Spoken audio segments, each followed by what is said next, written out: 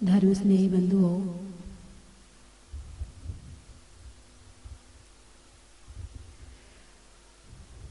द्रव्य हिंसा और भाव हिंसा। भाव हिंसा खुद की होती है और द्रव्य हिंसा दूसरों की होती है।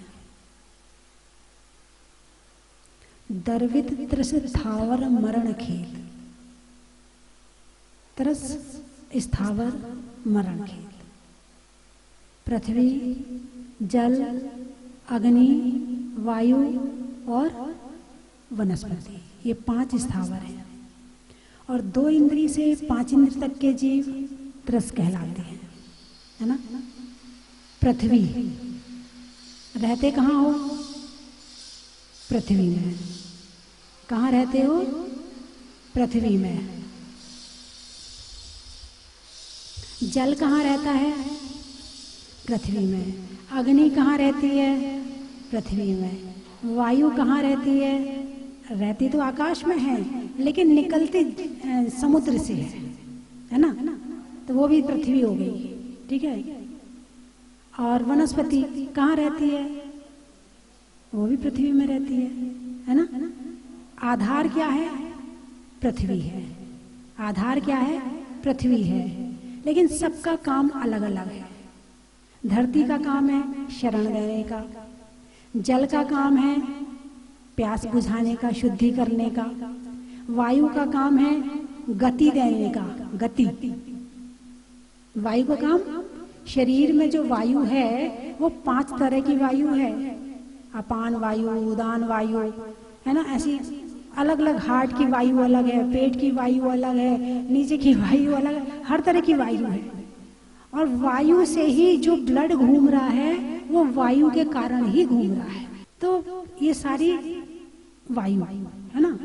और वनस्पति, तो पृथ्वी, जल, अग्नि, वायु, वनस्पति, सबका आधार है पृथ्वी। सबका आधार है पृथ्वी। और पृथ्वी कितने तरह की होती है? एक तरह की नहीं, 36 भेद बताए हैं। कितने? 36 भेद हैं पृथ्वी के। हीरा, मोती, पन्ना, माणिक, गोमद, और ये जो जितने रतन पतन है ना, ये सारे कंकड़ पत्थर हैं। जैसे मिट्टी है, जैसे कंकड़ है, वैसे हीरा है। बस एक कंकड़ में चमक है और एक कंकड़ में चमक नहीं है तो दोनों वही। हाँ, जैसे मनुष्य होते हैं, एक बहुत गुणवान मनुष्य हो गया, एक कम गुणवान मनुष्य हो गया, है तो दोनों मनुष्य। श्रेणी तो मनुष्य की है, क्या कहा जाएगा? मनुष्य। एक भिखारी है वो भी मनुष्य है, और एक प्रधानमंत्री है वो भी मनुष्य। मनुष्य तो मनुष्य है, बस उनकी क्वालिटी में अंतर है। ऐसे कंकड़ पत्थर और हीरा मोती, कंकड़ पत्थर और हीरा मोती। हीरा मोती की चमक के कारण उसकी क्वालिटी आ गई, और कंकड़ पत्थर में चमक नहीं है इसलिए उसमें क्वालिटी नहीं है। इस तरह से धरती के, पृथ्वी के 36 भेद बताए हैं। आप मिट्टी कहते हैं, ऐसे मिट्टी, तो क्या सारी मिट्टी एक सी होती है? अलग अलग है। कहीं काली मिट्टी है, कहीं लाल मिट्टी है, कहीं पीली मिट्टी है ना। मिट्टी के कलर भी अलग अलग होते हैं। सफेद मिट्टी भी होती है, मुल्तानी मिट्टी भी होती है, मिट्टी तो होती है ना। तो जैसा जिस जहाँ की जैसी मिट्टी होती है वहाँ के वैसे लोग होते हैं।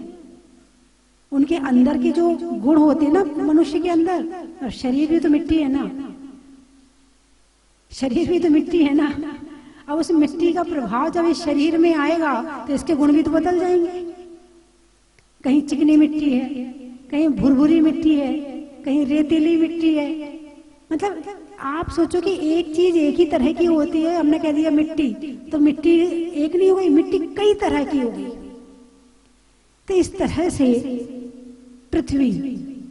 अब जल देखो तो जल के सब, सारा जल एक तरह का होता है। नदी का जल अलग, समुद्र का अलग, कुएं का अलग, तालाब का अलग, झरने का अलग, और जो भाप बन के निकलता है उसका अलग, बारिश होती है उसका जल अलग। यानी जल भी कई तरह का होता है, जल भी एक तरह का नहीं होता है। अग्नि, अग्नि भी कई तरह की होती है ना। एक लकड़ी की अग्नि, एक कपड़े की अग्नि, एक कागज की अग्नि। ये हमें दिखती एक तरह की है सब में, लेकिन होती सारी अलग अलग तरह की है। एक मिट्टी तेल का दिया, एक घी का दिया, एक सरसों के तेल का दिया है, एक मीठे तेल का दिया। सबका सबका जो धुआं निकलेगा ना, सबके गुण अलग अलग होंगे। अब जैसे घी के दीपक में क्या करते लोग, काजल बनाते हैं। मिट्टी तेल के दीपक का काजल नहीं बनाते हैं। यानी धुएं का गुण भी अलग हो जाएगा अग्नि के कारण से। गैस की अग्नि, पेट्रोल की अग्नि, डीजल की अग्नि, सब अग्नि है, ज्वलनशील पदार्थ हैं सारे के सारे। बस निमित्त मिलना चाहिए, भभक जाएगा पूरा एक साथ। जैसा मिट्टी तेल है वैसे ये सारे हैं। ये सब कहाँ मिलते हैं? ये भी धरती में मिलते हैं। मिट्टी तेल के कुएं होते हैं, डीजल के कुएं होते हैं, पेट्रोल के कुएं होते हैं, ये सबके कुएं होते हैं। इसमें कुछ फर्क करके जब निकालने के बाद में फिनिशिंग करके थोड़ा बहुत तो कुछ डाल के मिला के वो अलग अलग कर देते हैं, वो बात अलग है। लेकिन निकलते तो सारे धरती से ही हैं, पृथ्वी से ही हैं। पृथ्वी से पानी भी निकलता है।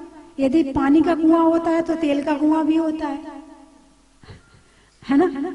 तो जल, जल भी एक तरह का नहीं है, जल भी कई तरह के हैं। अग्नि, वायु, वायु एक तरह की है क्या? अरे बोलिए ना, एक सी वायु होती है क्या? नहीं होती है। वायु भी कई तरह की होती है। आपने कभी बड़े मैदान के किनारे बैठे हो और कभी आपने देखा हो तो वो एक हवा आई, यहाँ गोल गोल घूमा, फिर हवा आगे गई, फिर वहां गोल गोल घूमा, फिर और उसको कहते हैं बवंडर। उसे क्या कहते हैं? हाँ, जब कोई ज्यादा लड़ाई झगड़ा करता है तो क्या कहते हैं? बवंडर मत मचा। क्या कहते हैं? बवंडर मत मचा। हाँ, बवंडर का मतलब वही वही घूमना, वही वही घूमना, वही वही वही वही एकदम उसी में लीन रहना, तो वो बवंडर है। एक सीधी हवा चलती है, एक चारों तरफ से आती है झकोर मार के, कभी इधर से आ रही है, कभी इधर से आ रही है, कभी उधर से आ रही है, झकोरा मारती है कभी, है ना। तो वो भी एक आंधी होती है। आंधी तो फिर वो इतनी तेज चलती है कि उसे तुम उसमें बचोगे नहीं। एक धीमी हवा चलती है, एक सर्दी की हवा ठंडी ठंडी हल्की हल्की, एक गर्मी की हवा भारी भारी और थपेड़े मारने वाली। गर्मी की हवा थपेड़े मारती है, ऐसा तो कोई चांटा मार रहा हो जोर जोर से। तो हवा भी कई तरह की, वायु भी कई तरह की हो गई। और वनस्पति, वनस्पति 10,000 प्रकार की होती है। कितने प्रकार की होती है? 10,000 प्रकार की होती है। तो जितनी बीमारियां होती हैं शरीर में वो कैसे होती हैं? किसके कारण से होती हैं? वात, पित्त और कफ। वात यानी हवा, पित्त यानी अग्नि, और कफ यानी ठंडक, शीतलता। शरीर में 3 चीजें हैं, हवा है, अग्नि है और शीतलता है। अब यदि इनमें से एक यदि पित्त बिगड़ रहते तो तीनों हैं, लेकिन तीनों यदि बराबर मात्रा में रहें तो कोई बीमारी नहीं होती है। आयुर्वेद का पूरा इलाज केवल वात, पित्त, कफ के अनुसार टिका है।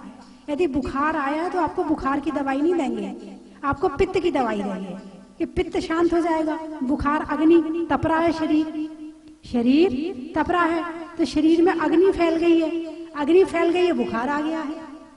तो दवाई आपको बुखार की नहीं देंगे, दवाई आपको देंगे पित्त की, तो आपका वो पित्त से वो बुखार उतर जाएगा। मतलब एक दवाई से ही कई बीमारियां ठीक हो जाएंगी। यदि ज्यादा गैस बन रही है, यदि कोई हार्ट अटैक भी हुआ है या किसी भी तरह की बीमारी होती है, वायु की बीमारी अलग है, अग्नि की बीमारी अलग है और कफ की बीमारी अलग है। तो जिसके तीनों में से जो भी बिगड़ता है उसकी दवाई दी जाती। दवाई केवल 3 ही है। दवाई कितनी है? केवल 3 ही है। बीमारी के कारण कितने हैं? केवल 3 ही है। एक बैद जी हमारे बैठे हुए हैं, दवाई के कारण केवल 3 है, ये 3 ठीक हो जाए तो शरीर में बीमारी होए ना। यदि शरीर में खुजली भी हो रही है तो खुजली का कारण भी या तो पित्त है या कफ है, या ठंडी की वजह से खुजली होती है या गर्मी की वजह से खुजली होती है। तो उसमें दवाई किसकी देंगे? यदि ठंडी की वजह से हो रही है तो उसकी दवाई दे देंगे, कफ की दवाई दे देंगे, और यदि गर्मी की वजह से हो रही है तो पित्त की दवाई दे देंगे। तो ये वात पित्त कफ, शरीर में जो चीजें बाहर हैं वही चीजें शरीर में हैं। आपके शरीर में कहते हैं ना कभी कभी नमक कम हो गया, सोडियम कम हो गया, मतलब शरीर में नमक भी है। बोले शुगर कम हो गई, शरीर में मीठा भी है। शुगर ज्यादा हो गई मतलब शरीर में मीठा भी है ना, खट्टा भी है। खाते हो ना, सब कुछ खाते हो ना, खट्टा भी खाते हो, मीठा भी खाते हो, कड़वा भी खाते हो, कसाला भी खाते हो। अब शरीर में सोना चांदी है कि नहीं है? अरे बोलिए ना। अब आप कहोगे माता जी यदि सोना चांदी होता तो हम सोना काहे को पहनते? सोने के कारण ही तुम्हारे शरीर में कांति है। हाँ, जो बहुत गोरा होता ना उसके शरीर में चांदी ज्यादा होती है, और जो गेहुआ कलर का होता है उसके शरीर में सोना ज्यादा होता है। और सोना क्यों पहनाते हैं? सोना शक्ति का प्रतीक है, ऊर्जा देता है।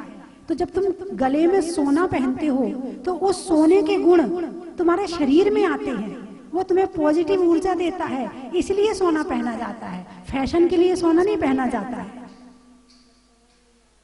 बात समझ में आई कि नहीं आई? लोग किस लिए पहनते हैं? पहनने के बाद अभिमान करते हैं। डायमंड सेट पहना है, अच्छा आपने ये देखा कि नहीं देखा, जब कभी कोई ग्रह खराब हो, बोले बुध ग्रह खराब है, बोले क्या पहन लो, वो हरे रंग का होता है ना, पन्ना पहन लो। बोले तुम्हारा शुक्र खराब है तो बोले हीरा पहन लो। बोले तुम्हारा गुरु खराब है, बोले पुखराज पहन लो, पुखराज पीले रंग का होता है। शुक्र सफेद है तो सफेद रंग का हीरा होता है। तो उसको पहनने से कहीं ना कहीं 10-20% फर्क तो पड़ता ही पड़ता है ना। ऐसे ही हमारे शरीर में सोना है, और जब हम सोना पहनते हैं तो सोने के कारण से पॉजिटिव ऊर्जा हमारे शरीर को प्राप्त होती है। इसीलिए सोना और चांदी पहना जाता है, फैशन के लिए नहीं पहना जाता है। हाँ, ये पता नहीं आपको, हमारे शरीर में सोना भी है, चांदी भी है ना, पन्ना भी है, हीरा भी है, माणक भी है, हमारे शरीर में सब है। अब सब मिक्स है ना तो हमें दिखता नहीं है। हमें सब शरीर में ही मिक्स है तो दिखता नहीं है। पन्ना पिष्टी आती है, पन्ना पिष्टी आती कि नहीं आती? पन्ना रत्न होता है, उसको अग्नि में करके और फिर उसकी दवाई बनाते हैं। और जब किसी को ज्यादा प्यास की बीमारी हो जाती है तो उसको पन्ना पिष्टी दी जाती है। तो शरीर में जो गुण पृथ्वी में है 36 प्रकार के, वो सारे हमारे शरीर में हैं। बस मात्रा में अंतर आ जाता है कि किसकी कितनी मात्रा है। मिट्टी की कितनी मात्रा है, सोने की कितनी मात्रा है, चांदी की कितनी मात्रा है, इसमें सब चीज की मात्रा। और इनमें से एक चीज भी कम हो जाए ना तो हमारे शरीर में बीमारियां शुरू हो जाएं। हमें पता नहीं चलता कि कौन सी चीज की कमी हो गई। अब आजकल के बच्चे तो डाइटिंग पे रहते हैं तो उनके शरीर में कमियां ही कमियां रहती हैं। और आप देखिए कि मिट्टी में सोना भी मिलता है, कुछ सोना पत्थर के अंदर मिलता है और कुछ सोना मिट्टी में भी मिलता है। यानी जैसे मिट्टी है तो मिट्टी में सोने के कण मिले हुए होते हैं। तो ऐसे ही ये क्या है? अरे बोलिए ना, मिट्टी है। क्या है ये? मिट्टी है। किसी के शरीर में सोना ज्यादा है, किसी के शरीर में चांदी ज्यादा है, किसी के शरीर में पन्ना ज्यादा है। और जो चीज ज्यादा हो जाती है उसके हिसाब से उसका स्वभाव हो जाता है, उसके गुण ऐसे। यानी इतने सारे मनुष्य हैं, कितने मनुष्य हैं?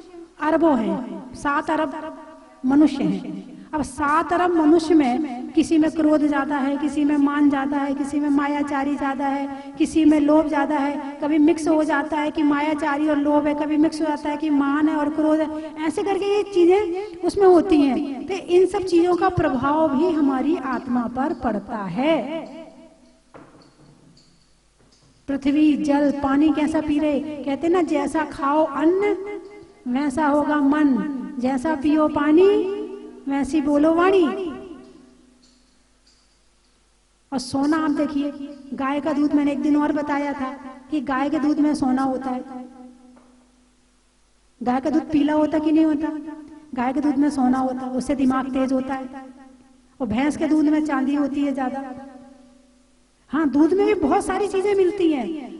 आप लोग तो केवल पीना जानते कि बस दूध अच्छा होता है और पीना चाहिए। तो दूध में इतनी सारी चीजें होती हैं जितनी शरीर को आवश्यकता होती है। सोना भी है, चांदी भी है, और भी जितने तरह की, ये तो मशीन लगा लगा के देखते हैं कि क्या ज्यादा है क्या कम है, तो उससे पता चलता है कि उसमें क्या क्या चीजें ज्यादा है या क्या क्या चीजें कम है। तो जितनी चीजों को शरीर में आवश्यकता है वो सारे गुण गाय और भैंस के दूध में होते हैं। बच्चों को कहते, बोले गाय का दूध दो, सोना ज्यादा है, जल्दी पचेगा, अभी उसके शरीर बढ़ता हुआ शरीर है, अभी पचाने की क्षमता कम है, बच्चा छोटा है, बोले गाय का दूध दो। भैंस का दूध दोगे तो ये पचा नहीं पाएगा, है ना। तो ये सारी चीजें हैं, सारे स्थावर जीव। जल भी कौन है? स्थावर जीव है।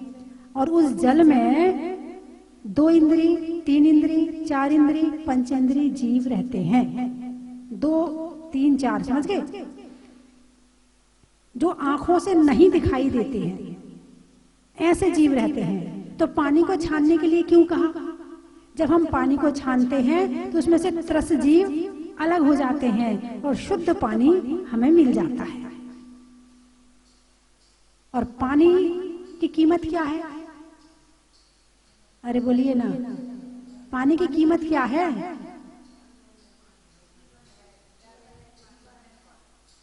फ्री में मिल जाता है पानी। तो नदी के किनारे फ्री में मिल रहा, लेकिन तुम्हें घर में नहीं मिल रहा फ्री में। जब 2 दिन नल ना आए ना, तब पता चलता पानी की क्या कीमत है। जब 8 दिन नल ना आए ना, तब पता चलता पानी की क्या कीमत है। जब तक पानी चला आ रहा है तो टंकी बह रही है, ऊपर नल बह रहा है। यदि पानी कम हो जाए ना, तब पता चलेगा कि पानी की कीमत क्या है। जब तक मिल रहा है तो उसका दुरुपयोग करते हो। कल स्वाध्याय में एक चर्चा आई, बोले जो अपनी आत्मा की कीमत नहीं करता, जो अपने मनुष्य शरीर को सम्मान नहीं देता, उसे आने वाले समय में मनुष्य शरीर नहीं मिलता, उसे उस आत्मा को दुर्गतियों में जाना पड़ता है। जो अपनी आत्मा की कीमत करेगा वो उसके अच्छे के लिए विचार करेगा। जो शरीर की कीमत करेगा वो इस शरीर से साधना करवाएगा। यदि शरीर से साधना नहीं करी, केवल भोग ही भोगे। मैंने क्या एक दिन और बताया था कि भोगने पर चीज खत्म हो जाती है। जैसे आपने भोजन किया, खत्म, भोजन किया खत्म, भोग लिया खत्म हो गया। लेकिन उस भोजन को यदि आपने आहार दान के रूप में दे दिया,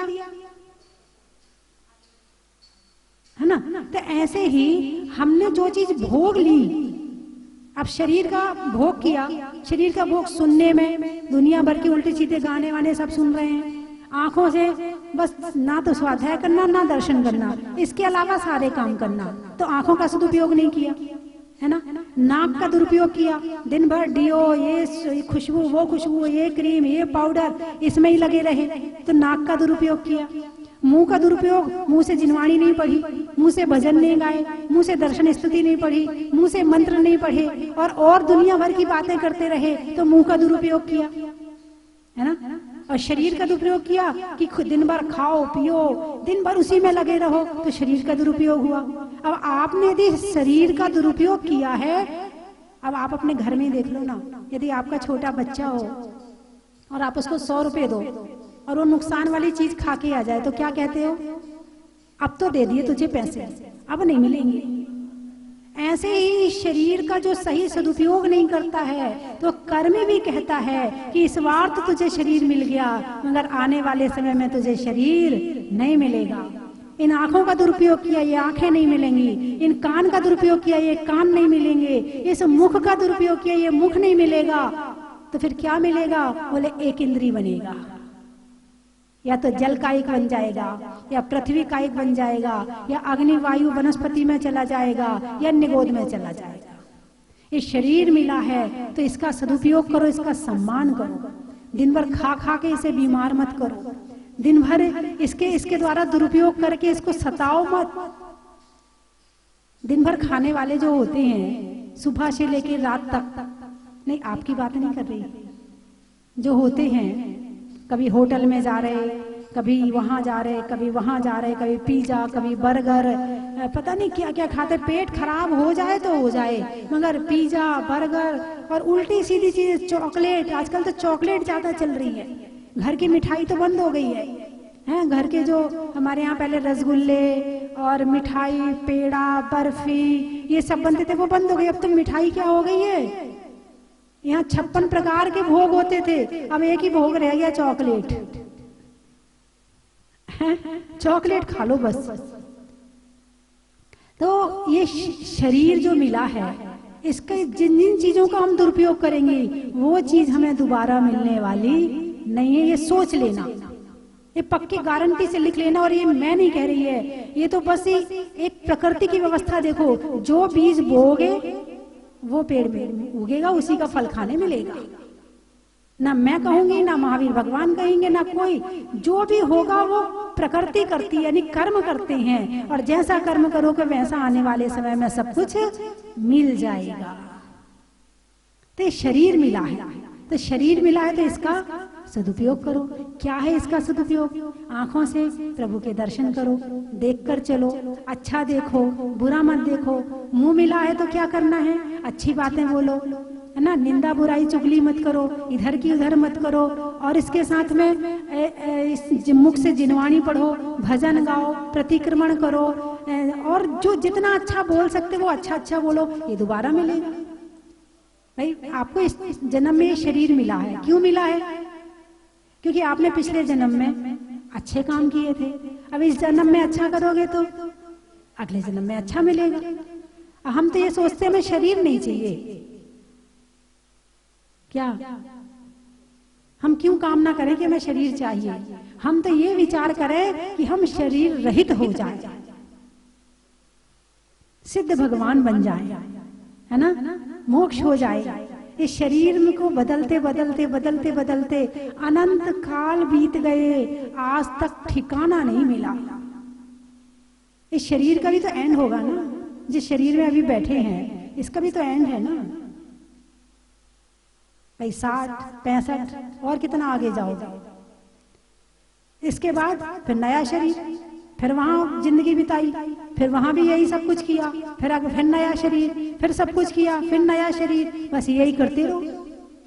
और यदि अपनी आत्मा का सम्मान करो, अपने भावों का सम्मान करो, अपने शरीर का सम्मान साधना से करो, तो ये शरीर इससे अच्छा बढ़िया मिलेगा, साधना मिलेगी, संयम मिलेगा, और एक दिन करते करते शरीर रहित हो जाओगे। तो शरीर का सम्मान कैसे करते हो आप? अच्छे कपड़े पहन के, अच्छे कपड़े पहनो तो अच्छा सम्मान हो गया शरीर का। भाई सम्मान तो ऐसे ही करते हैं ना, अच्छी लिपस्टिक लगाओ, पाउडर लगाओ, श्रृंगार करो, बढ़िया बाल कटवाओ, अच्छे शैम्पू से सिर धो, बढ़िया उड़ाते उड़ते बाल हो, बढ़िया नेल पॉलिश लगाओ, है, सोने के हार पहनो, चांदी के पहनो, ये पहनो, वो पहनो। यही तो शरीर का सम्मान है आपकी दृष्टि में? नहीं, शरीर का सम्मान साधना से होता है। यदि तुम साधना करोगे तो आगे बढ़ोगे, और श्रृंगार किया तो भोग कर लिया शरीर का। क्या कर लिया? शरीर का भोग कर लिया। तो स्थावर जीव की चर्चा चल रही है कि स्थावर पर्याय से हम निकल के आए हैं। हम जल कायिक भी बने, हम वायु कायिक भी बने, तो हमें इन सब चीजों की हमें और आगे बढ़ना है। तो उसके लिए है कि हम जीवों की रक्षा करें। दर्वित त्रस थावर मरण खेत, दर्वित घात किया, त्रस स्थावर जीवों का, मरण खेत उन्हें उनका मरण किया, उन्हें मृत्यु के घाट पर पहुंचाया। तो मृत्यु का फल मृत्यु, मृत्यु का फल मृत्यु, और अभयदान का फल, जीवन दान का फल जीवन, जीवन दान का फल जीवन, मृत्यु का फल मृत्यु। जो बोओगे वही मिलेगा। आंसू बोओगे, अरे बोलिए ना, आंसू मिलेंगे, और साधना बोओगे, साधना मिलेगी, मुस्कुराहट बोओगे, मुस्कुराहट मिलेगी। जो बोओगे 24 घंटे जो आप काम कर रहे हैं, एक एक क्षण प्रतिपल अपने सारे कार्यों का निरीक्षण करें कि हम क्या बीज बो रहे हैं।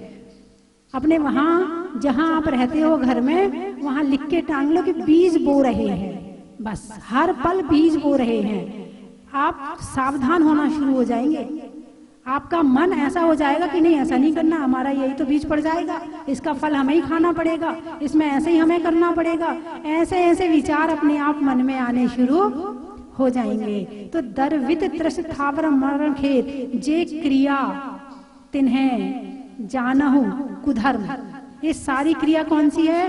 राग द्वेष त्रस स्थावर है, और इनकी हिंसा में धर्म मानना, इनकी हिंसा में धर्म मानना, ये कुधर्म है। क्या है? कुधर्म है। जे क्रिया तिन्हें जानहु कुधर्म है, तिन सर्धे जीव लहे अशर्म। अशर्म, शर्म नहीं आती, अशर्म नहीं, दुख। अशर्म का मतलब है दुख, और शर्म का मतलब है सुख। तो तिन सर्धे जीव लहे, इनमें जो श्रद्धान करता है वो दुख को प्राप्त करता है, भाव भटकन में चला जाता है। श्रद्धा उल्टी होना, श्रद्धा विपरीत होना, आत्मा के अलावा अन्य चीजों को धर्म मानना। एकांतवाद दूषित समस्त। अगली लाइन है एकांतवाद। एकांतवाद दूषित, जो एकांतवाद से दूषित धर्म है। किससे? एकांतवाद। एकांतवाद किसे कहते हैं? एक ही पक्ष को बोलना, किसी भी वस्तु का एक पक्ष ग्रहण करके उसकी व्याख्या करना और उसको ही धर्म मानना, ये एकांतवाद हो गया। और अनेकांतवाद, जैन धर्म कैसा है? अरे बोलिए ना, अनेकांतवाद है। कैसा है? एकांतवाद मिथ्या है और अनेकांतवाद धर्म है। अनेकांतवाद धर्म है। बोले पूर्णता कहाँ है? बोले देव, शास्त्र, गुरु। जब तीनों मिल जाएंगे तो पूर्णता हो जाएगी। तो एकांतवाद दूषित समस्त है। एकांतवाद से दूषित जो धर्म है, एकांतवाद दूषित समस्त, विषयादिक पोषक अप्रशस्त। अप्रशस्त, प्रशस्त नहीं है, अप्रशस्त है। कैसा है? अप्रशस्त है। तुम्हें सही रास्ता बताने वाला नहीं है। जैन धर्म में तो जब विस्तार करते हैं तो इतने विस्तार किया, इतना विस्तार किया, इतना विस्तार किया कि हजारों ग्रंथ लिख गए। कितने? हजार। ठीक है। और जब उसको, जैसे कि हमारे पूज्यपाद स्वामी ने इष्टोपदेश ग्रंथ लिखा है, उसमें खूब अच्छी व्याख्या, पुद्गल की अलग, इसकी अलग, इसके खूब व्याख्या कर ली। उसके बाद लास्ट की एक गाथा लिखते हैं, बोले जीवो अन्य पुद्गलाश्च अन्य। जीव अन्य है, पुद्गल अन्य है, इत्तसौ तत्व सार संग्रह। ये सार है इस पूरे गाथाओं का। आखिरी गाथा में कह दिया जीव अन्य है, पुद्गल अन्य है, यानी सार निकाल दिया।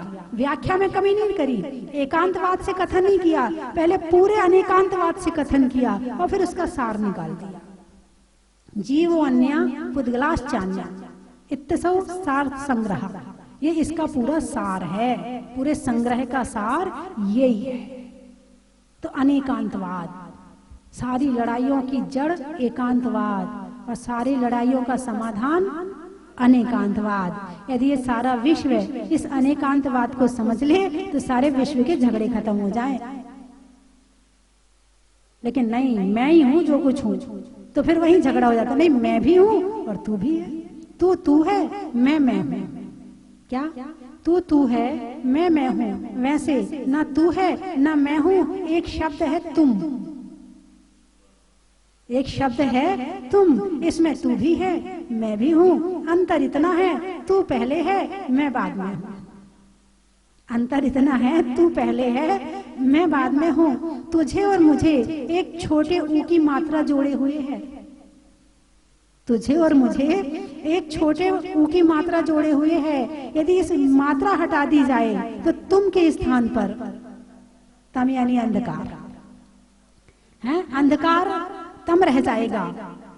वैसे ये मात्रा देखने में छोटी है, लेकिन सृष्टि की दीवार इसी लघुता पर खड़ी है, लेकिन सृष्टि की दीवार इसी लघुता पर खड़ी है। तो अनेकांतवाद समझ में आ गया, तू भी है मैं भी हूँ। एकांतवाद कहता मैं ही हूँ और कुछ कोई नहीं है। अनेकांतवाद कहता तू भी है मैं भी हूँ। तो मेरी बात समझ में आ गई आपके? ठीक है, समाप्त करूँ मैं। गाद का, आहार के बाद प्रसाद का, अभी नहीं, अभी पूरा नहीं हुआ। और जैन धर्म में अनेकांतवाद का, देने में दाद का, देने में दाद का, काम करने में, बुरे काम करने में बाद का, और जैन धर्म में स्यादवाद का, स्वभाव में नर्म का, भोजन में गर्म का, और जीवन में धर्म का, गाने में सुर का, नृत्य में नूपुर का, आने वालों में जहाजपुर का, पानी की धार का, महिलाओं में हार का, और आने वालों में हरिद्वार का।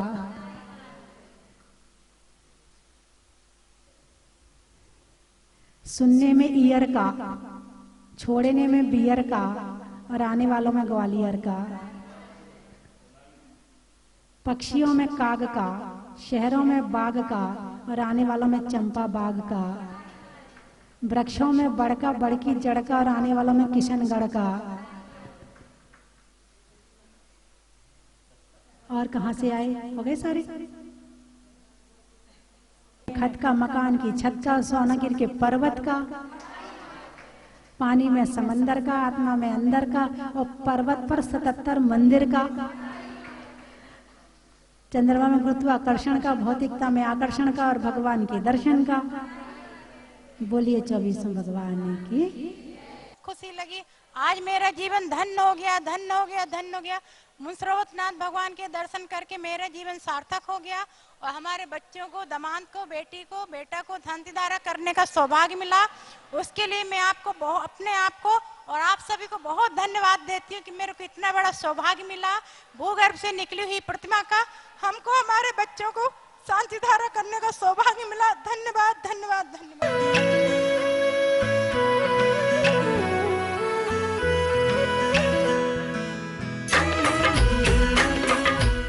सिद्ध क्षेत्र सोनागिर की पावन भूमि पर 1 जून 2023 को सुबह 5 बजे से सामूहिक वंदना का कार्यक्रम रखा गया है, जिसमें 1008 लोग शामिल होंगे। और उसके पश्चात पहाड़ पर सहस्त्रकूट का शिलान्यास होगा, और वहाँ एक सहस्त्रकूट जिनालय बनेगा, जिसमें 1008 प्रतिमा विराजमान होंगी। और प्रतिमा तो विराजमान आप ही करेंगे, कोई दूसरा नहीं करेगा, आपको ही करना है। आपकी जिसकी भावना हो कि सिद्ध क्षेत्र पर एक प्रतिमा विराजमान करना, जरूर करना, लेकिन शिलान्यास में जरूर आना। 1 तारीख को जो शिलान्यास हो रहा है उसमें आप सबको जरूर आना है ना। चन की थाल को सजाओ रे आज, रत्नों की थाल को भर लाओ रे आज। आओ आओ करे रे गुणगान आरती भगवन की। आओ आओ करे गुणगान आरती भगवन की। आओ आओ करे रे गुणगान आरती भगवन की।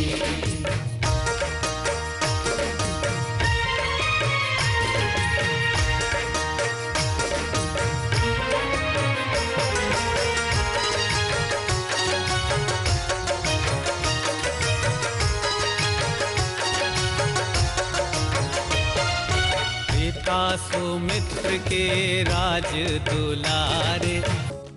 परम विदुषी लेखिका गणिनी आरिका रत्न श्री 105 स्वस्ति भूषण माता जी, जिन्होंने मात्र 20 वर्ष में 100 से भी अधिक किताबें लिखकर जैन समाज को अनूठा योगदान दिया है। बड़े बड़े विधान जैसे कल्पद्रुम महामंडल विधान, सिद्ध चक्र महामंडल विधान, इंद्रध्वज महामंडल विधान, एवं विशेष जनपद, पूजांजलि आदि महत्वपूर्ण साहित्य बहुत ही सरस, सरल व सुबोध शैली में लिखे हैं, जिसमें गद्य एवं पद्य साहित्य भी समाहित है। इन महान साहित्यों को पढ़कर आप भी अपने ज्ञान का विकास कर सकते हैं। साहित्य प्राप्त करने हेतु आज ही संपर्क करें। संपर्क सूत्र 7906062500 9868345768।